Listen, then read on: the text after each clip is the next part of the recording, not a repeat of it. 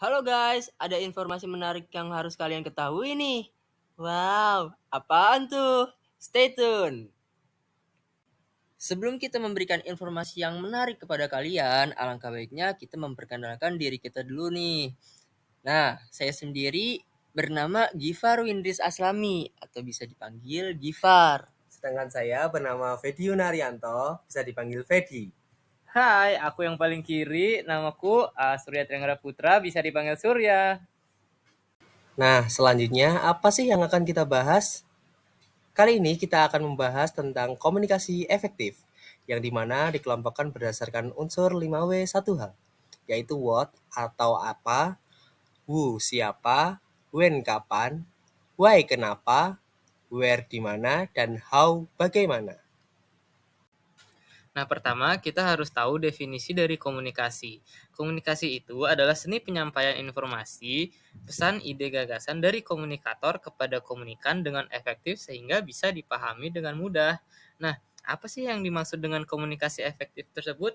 Nah, komunikasi efektif adalah pertukaran informasi, ide, perasaan yang menghasilkan perubahan sikap sehingga terjalin sebuah hubungan baik antara pemberi pesan dan penerima pesan.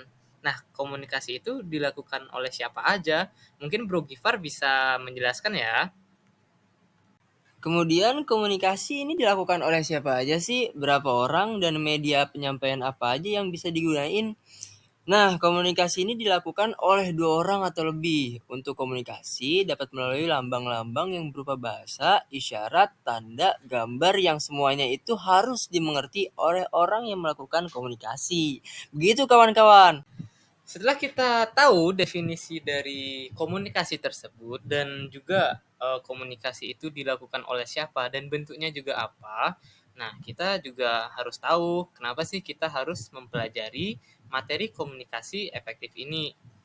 Nah, kita pelajari materi komunikasi efektif ini agar kita bisa memberikan kemudahan dalam memahami pesan yang disampaikan antara pemberi informasi dan penerima informasi, sehingga bahasa yang digunakan oleh pemberi informasi lebih jelas dan lengkap, serta dapat dimengerti dan dipahami dengan baik oleh penerima informasi atau komunikan.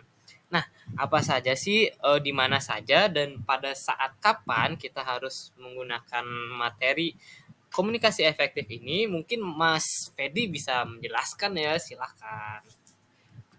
Selanjutnya kita tinjau dari aspek when dan where, atau kapan dan di mana kita harus menggunakan teknik komunikasi efektif ini. Komunikasi efektif dapat dilakukan di mana saja. Namun, biasanya komunikasi efektif sering kita temui ketika seseorang melakukan negosiasi barang atau jasa, menyampaikan pendapat, debat, menyampaikan presentasi, atau menyampaikan suatu ilmu di depan khalayak banyak, dan masih banyak lagi. Oke, selanjutnya bagaimana sih cara kita melakukan komunikasi yang efektif? Nah, begini nih caranya. Yang pertama, berikan kesan bahwa Anda antusias berbicara dengan komunikan atau orang yang kita ajak berkomunikasi. Yang kedua, mengajukan pertanyaan tentang minat si komunikan. Yang ketiga, beradaptasi dengan bahasa tubuh dan perasaan si komunikan. Keempat, tunjukkan rasa persetujuan. Yang kelima, dengarkan dengan penuh perhatian semua yang komunikan katakan. Keenam, beri komunikan kontak mata yang lama. Dan yang ketujuh, ungkapkan diri Anda sebanyak mungkin. Kedelapan, berikan kesan bahwa Anda berdua berada di tim yang sama. Yang kesembilan, berikan mereka senyuman terbaik Anda. Yang kesepuluh, tawarkan mereka saran yang bermanfaat. Yang ke-11, berikan mereka motivasi. Ke-12, tampil dengan tingkat energi yang sedikit lebih tinggi dibanding dengan orang lain. Yang ke-13, sebut nama mereka dengan cara yang menyenangkan bagi mereka. Dan yang terakhir, tawarkan untuk menjalin hubungan yang selangkah lebih maju.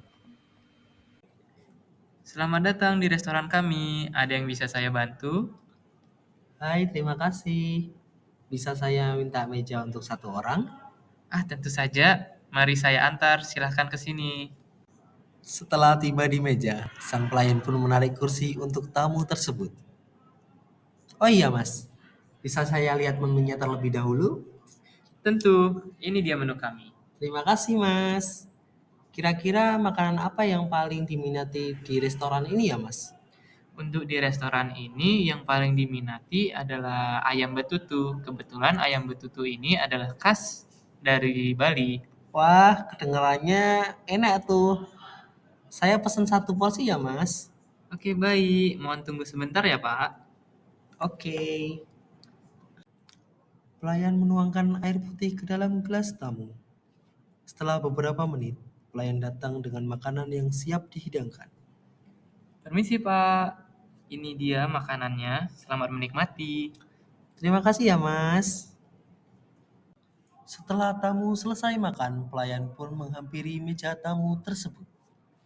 Permisi, Bapak. Apakah saya sudah boleh mengambil piringnya? Oh ya, tentu mas. Tamu pun meninggalkan restoran tersebut. Terima kasih telah datang ke restoran kami. Silahkan berkunjung kembali. Siap mas, terima kasih juga. Nah, setelah melihat percakapan tadi, kita bisa mempelajari nih bahwa komunikasi yang efektif dapat diawali dengan kata-kata yang menjurus ke arah kesopanan.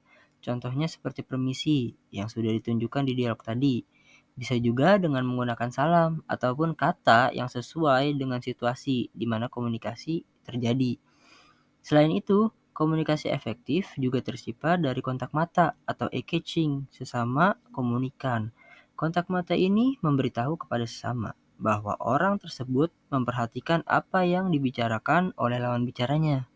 Gestur tubuh ataupun tindakan juga mempengaruhi nih.